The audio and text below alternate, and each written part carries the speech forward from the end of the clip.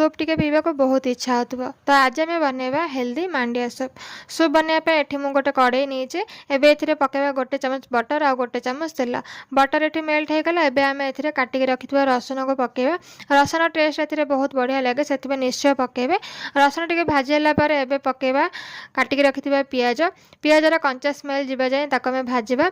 एबे आम सब परिवा को पकेबा। एठी मु नेइजे कैप्सिकम गाजर आ स्वीट कॉर्न। आपण एथिरे बीन्स मटर पत्रकोबी छतु पनीर मध्य पकई पारे। एबे एथिरे स्वाद अनुसार लुण पकेबा आ भलरे मिसेई देबा। आ परिवा को आमे घोड़े की 90% कुक करवा। एबे आमे घोड़नी को काढ़ी मिक्स करवा। एबे एथिरे पानी पकेबा। जेते जन पई बनाउछन्ती से हिसाब रे पानी देबे आ बॉयल हेबा पई छाड़ देबा। साइड रे मु एठी 3 चमच मांडिया चूना नेछि गोटे बाउल रे। सेथिरे टिके टिके पानी देकी तार गोटे स्लरी बनेबा। के अधिक पानी देबे नहले रहिले एडा मोटा हे जिवो।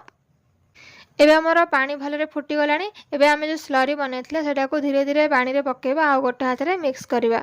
एबे आमे याको 5 मिनिट कुक करबा। एबे हमर हेल्दी मांडिया सूप रेडी हे।